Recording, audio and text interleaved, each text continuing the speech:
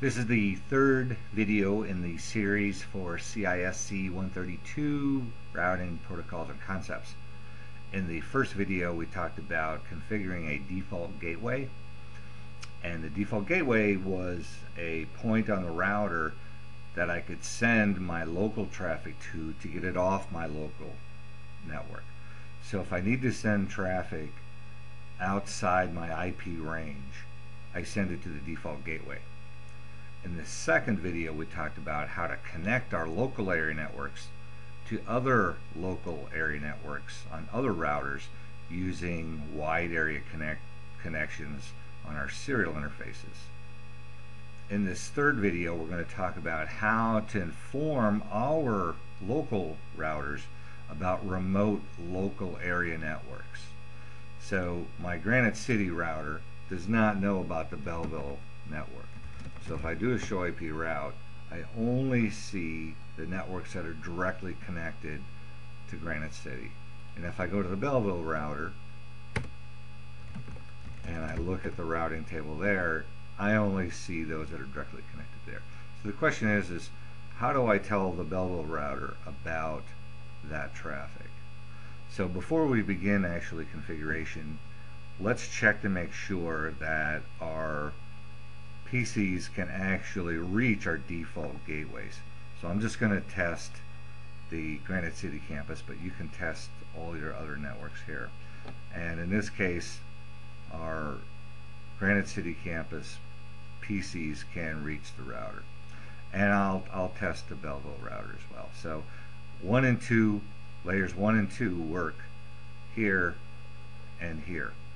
Now we should test this WAN connection to make sure that we can get traffic across that as well.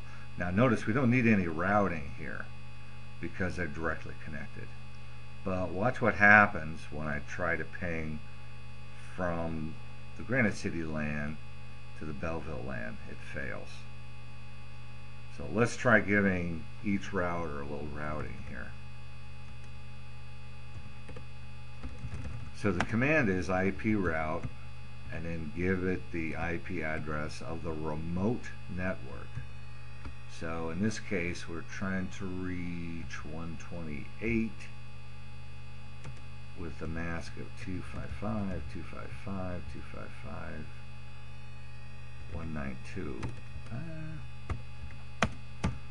Now I have to either give it my exit interface, which would be 20, or I could have given it the next hop address, which is the IP address of the serial interface that's connecting the Granite City router to the Belleville campus. So in this case, I'm going to just put the interface of my router. Now if I do a show IP route, well, congratulations, I now can get to that network. But that does not necessarily mean that I can get back. What that means now is my router now knows how to send traffic to the Belleville LAN, but it does not mean that the Belleville router knows how to send it back.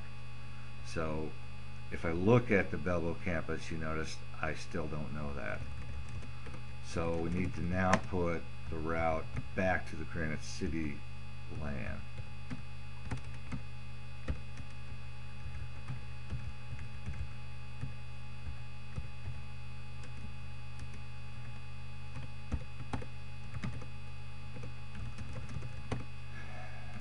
Now if I look at my routing table for the Belleville campus, I now see that route, and that S stands for static.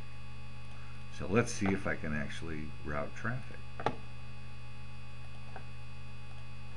And we are successful. Now notice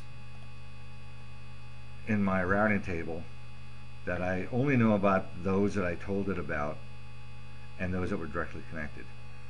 Sometimes I want to just tell the router, look, like in the case for Granite City, it doesn't really matter whether I'm sending it to Belleville or Granite City or out to Amazon or Google. It's all going to come out this interface anyway. So instead of me laboring and putting in every static route I can think of, There's a special static route called the gateway of last resort. And notice here in my routing table, it is not set. There's a special command called the quad 0 that allows me to tell the router, look, if I don't have a specific route, just send it out that interface, which is exactly what we need here, because it doesn't matter who we're sending it to. It's all traffic that's not local is going to go out that interface. Now when I look at my routing table, my gateway of last resort is now set. So in review, we want to tell our router about remote networks. And one of the easiest ways to do this, although it's labor intensive from the administrative perspective, is to put in a static route. Now we'll be talking about other protocols later in the later videos that will make this a lot easier than going around putting in static routes to every network. And static routing certainly has some negative points as well. But if you're just trying to make a real quick connection from one router to a remote network, static routes are the way to go.